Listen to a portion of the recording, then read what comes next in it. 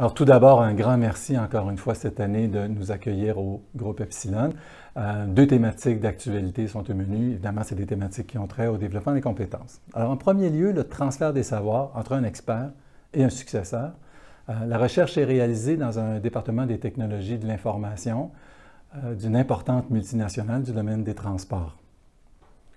Le département comprend trois grands types d'experts. Alors, d'abord des développeurs, mais aussi des designers et des architectes qui développent et maintiennent plus de 700 applications et programmes. Alors, les savoirs ici sont donc multiples et spécialisés. Selon le manager responsable, le taux de départ à la retraite, qui est actuellement de 2,6 %, quadruplera d'ici 5 à 10 ans. La recherche vise donc à identifier les leviers à mettre en place afin de favoriser ce transfert et éviter ce que ce manager appelle une véritable amnésie corporative. Sur le plan des écrits, la recherche met l'accent sur les capacités de diffusion et d'appropriation des acteurs impliqués, mais également sur l'importance de l'établissement d'une relation interpersonnelle de qualité. Elle traite aussi des principales méthodes de transfert et des circonstances dans lesquelles il est approprié de les utiliser.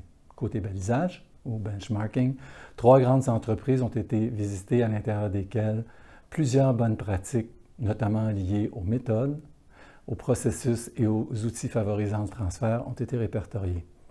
Un aide-mémoire permettant d'implanter un processus de transfert des savoirs entre un expert et un successeur sera également proposé en fin de présentation. Seconde thématique, cette fois, les facteurs favorisant la participation aux activités de formation en ligne.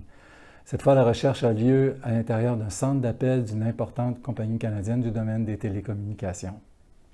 À l'heure actuelle, 4 % des activités de formation dans ce centre d'appel sont diffusées uniquement en ligne, mais cette proportion devrait augmenter à vitesse grand V dans les années à venir.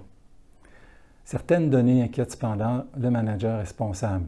En effet, le taux de participation aux formations en ligne asynchrone s'établit à 38 %, sans compter le fait que le taux d'échec, lui, se chiffre à 40 %.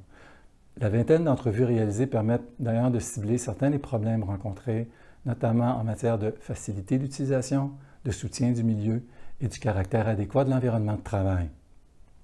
Sur le plan des écrits, le modèle le plus courant en matière d'utilisation des technologies est le TAM, le Technology Acceptance Model.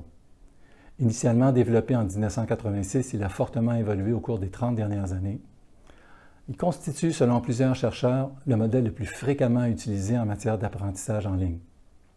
Il se fonde sur 2 grands concepts, soit la notion d'utilité perçue de la formation et de facilité d'utilisation, qui sont en fait des catalyseurs de l'acceptation des technologies.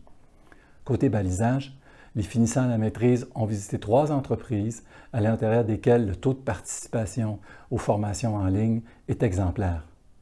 L'équipe présentera de nombreuses bonnes pratiques simples et concrètes, ainsi que les actions préconisées pour leur implantation. Alors, au plaisir de vous voir en grand nombre le 3 octobre prochain.